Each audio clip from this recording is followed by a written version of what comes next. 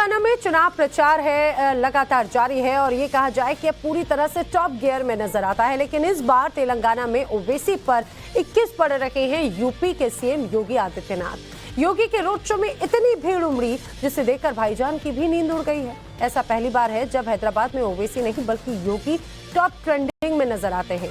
सोचिए अब ट्रेलर इस तरह का नजर आ रहा है। योगी का करिश्मा क्या वाकई में यहाँ पर चलेगा, ये देखने वाली बात है। भाग्यनगर का मुद्दा भी योगी ने इसी प्लान के तहत उठाया है। पूरी रिपोर्ट देखिए।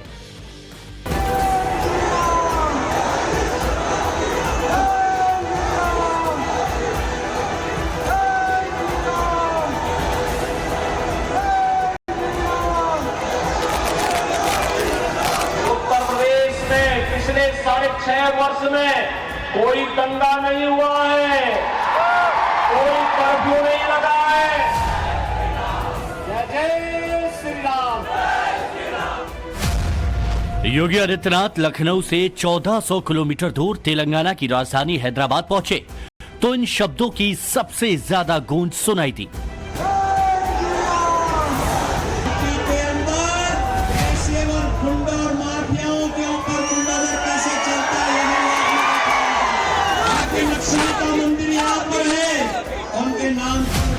भाग्यनगर बनेगा, इस बीच से आपके पास आए हैं।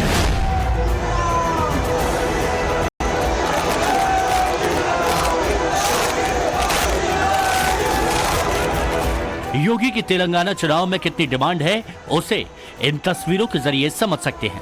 हैदराबाद में रैली हुई तो हजारों की भीड़ थी, जुबान पर सिर्फ योगी योगी के नारे थे और जब शाम में रोड शो किया तो उत्साह चरम पर पहुंच गया।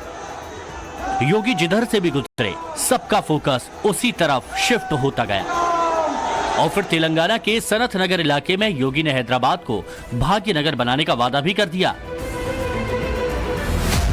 कांग्रेस ने तो यहाँ इसको हैदराबाद बनाया, हम तो इसको भाग्यनगर बनाने के लिए,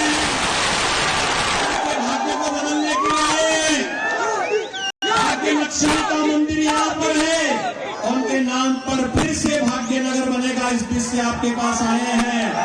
तो 22 जनवरी के बाद आप श्रीहरि सस्तर रेड्डी को चुनाव जिता करके भेजिए और बदले में मैं उनसे अपील करूंगा कि भाग्यनगर के राम भक्तों को प्रभु राम का आशीर्वाद दिलाने के लिए अयोध्या लेकर के आए। योगी के इस बयान का हैदराबाद की जनता पर कितना इम्पैक्ट पड़ेगा, किसके समीकरण बिगड़ेंगे, सब आपको बताएंगे। पहले ये जान लीजिए कि आखिर सनत नगर को ही योगी ने क्यों चुना। हैदराबाद की डेमोग्राफी देखें तो 51.89% हिंदू हैं, जबकि मुस्लिम आबादी 43.45% है। जबकि सनत नगर में हिंदू आबादी का आंकड़ा 58% और मुस्लिम 37% है, अन्य 5% है। इस लोकसभा इलाके में ओवैसी खानदान का साल 1984 से जलवा बरकरार है। पहले ओवैसी के पिता 6 बार हैदराबाद के सांसद बने और अब ओवैसी 2004 से लगातार लोकसभा चुनाव जीत रहे हैं। जबकि सनत नगर विधानसभा की बात करें तो मौजूदा विधायक बीआरएस के हैं और 2014 में टीडीपी ने चुनाव जीता था। हालांकि पिछले कुछ सालों से यहां समीकरण बदले हैं।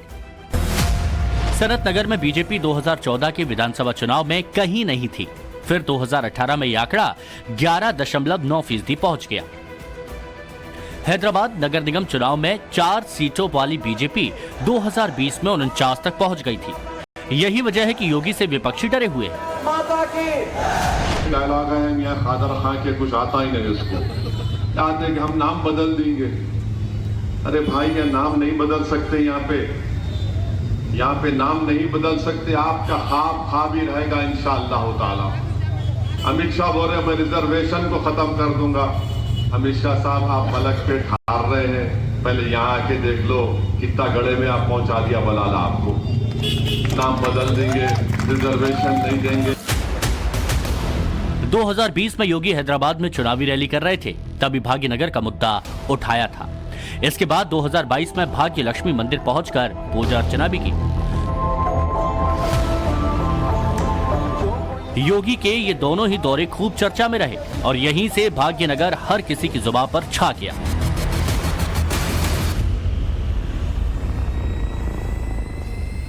लक्ष्मी का मंदिर यहाँ पर है, उनके नाम बनेगा इस देश से आपके पास आए हैं। योगी के इस बयान को हैदराबाद के लोग किस तरह देखते हैं, ये समझने के लिए टाइम्स नाउ नवभारत की टीम हैदराबाद के हिंदू मोहल्लों में पहुंची। पॉलिसीज और बुलडोजर राज आप यूपी में देखती है, क्या आपको लगता है कि उसी तरह का राज जो है हैदराबाद में भी आना चाहिए? पक्का आना चाहिए, बिल्कुल आना चाहिए। हम योगी जी को अपने हैदराबाद में बुला रहे, यूपी छोड़ के हैदराबाद आ जाओ बोल रहे हम लोग। तो मतलब आपका कहना है कि वैसा कानून बिल्कुल यहाँ लगना चाहिए, क्योंकि यूपी पूरा सुधर गया तो तेलंगाना भी सुधरना चाहिए ना। एक्शन यूपी में लिया जाता है, क्या आपको लगता है कि उसी तरह का कानून यहाँ पर भी लागू करना चाहिए? पूरे हिंदुस्तान में लागू होना चाहिए, यहाँ क्या उन जैसा कानून तो दुनिया में चल रहा है, यहाँ भी लागू होना चाहिए, पूरे हिंदुस्तान में लागू होना चाहिए। बहुत अच्छा किए वो। योगी वर्सेस ओवैसी के किसका मॉडल पसंद करेंगे? नहीं, खैर हमारे हिसाब से तो बीजेपी, यहाँ के हिसाब से राजा सिंह जो है, बेगम बाजार ओवरऑल ठीक है, बट ओवर सबके हिसाब से केसीआर साहब बेस्ट है। और योगी जो बार बार कह रहे भाग्यनगर बदलना है, भाग्यनगर नाम बदलना है, उसको लेकर क्या कहेंगे आप? भाग्यनगर तो है ही शुरू से, हैदराबाद, बेगम बाजार, भाग्यनगर तो सबका भाग्य लेके आई मैडम जी। वो तो मतलब नाम बदलना चाहिए? नहीं ठीक है, जो भी नाम है ठीक है, भाग्यनगर, बेगम बाजार, हैदराबाद ठीक है। योगी जी को लेकर क्या सोचते हो? हम तो योगी जी को लेकर बहुत अच्छा सोचते हैं। बीजेपी पार्टी बहुत अच्छी है, बढ़िया है। हम तो यही चाहेंगे कि यहाँ पे भी बीजेपी सरकार आए और अच्छा हो। योगी जी जैसा कोई लीडर हो तो हो सकता है, नहीं तो मुश्किल है। यहाँ पर उनकी उतना विल पावर वाला आदमी चाहिए, यहाँ पे पॉलिटिकल विल होनी चाहिए करने के लिए। योगी की इमेज फायर ब्रांड हिंदू नेता के तौर पर भी देखी जाती है और इसलिए तेलंगाना के चुनाव में उन्हें इसी मकसद के साथ भेजा गया। हालांकि योगी की इस इमेज से हैदराबाद के मुसलमानों को कोई दिक्कत तो नहीं, और योगी मॉडल यहाँ कितना हिट हो सकता है, ये भी हमने यहाँ के मुस्लिम समुदाय से समझने की कोशिश की। योगी आदित्यनाथ के रोड शो के बाद ये चर्चा बहुत तेज है कि यूपी में भी उन्होंने जो मुसलमानों के लिए काफी काम किया। क्या आपको लगता है कि उसी तरह का मॉडल जो है और उसी तरह का जो काम है वो यहाँ पर भी लाया जाए, योगी मॉडल का?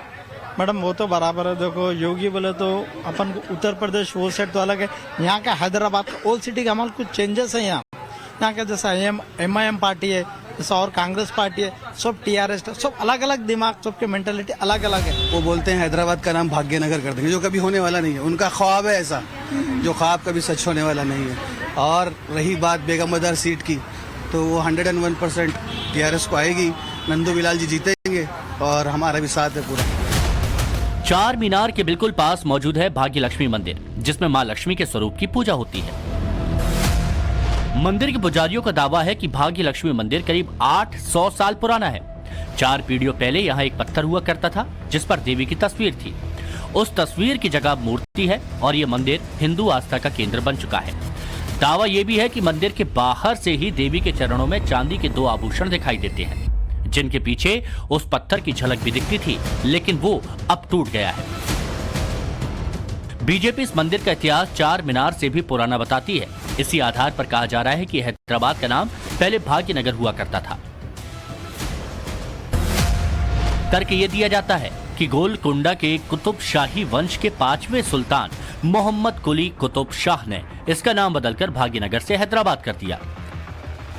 एक चर्चा यह भी है कि हैदराबाद का नाम भाग्यवती ही हुआ करता था और इसका कनेक्शन जुड़ता है भाग्यवती नाम की नृत्यांगना से। दावे के मुताबिक गोलकुंडा राजवंश के सुल्तान कुली कुतुब शाह का भाग्यवती पर दिल आ गया। इसके बाद 1589 में उन्होंने भाग्यवती से शादी की और उनके नाम पर भाग्यनगर शहर बसा दिया। इतिहास के कई पन्नों में इसे भाग्यनगर से ही जाना गया और फिर बाद में हैदराबाद नाम पड़ गया।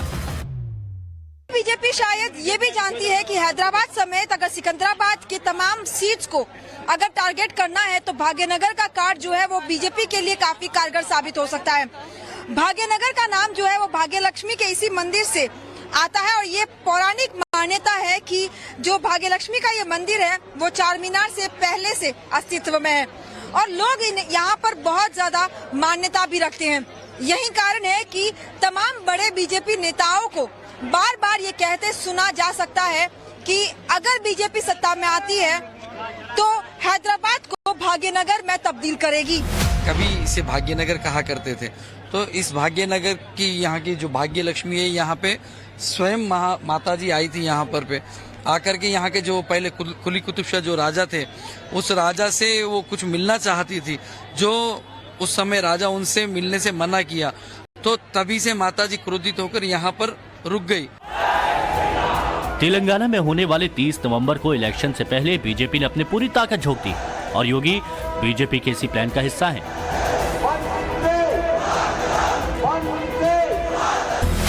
हैदराबाद, महबूबनगर, आसिफाबाद, सिकंदराबाद, रंगारेड्डी, मलकाजगिरी, महबूबनगर और नागर कुर्नूल में योगी ने चुनावी रैलियां की।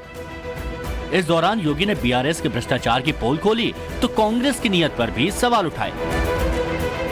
तुष्टीकरण की राजनीति का सबसे गंदा खेल आज तेलंगाना में देखा जा सकता है।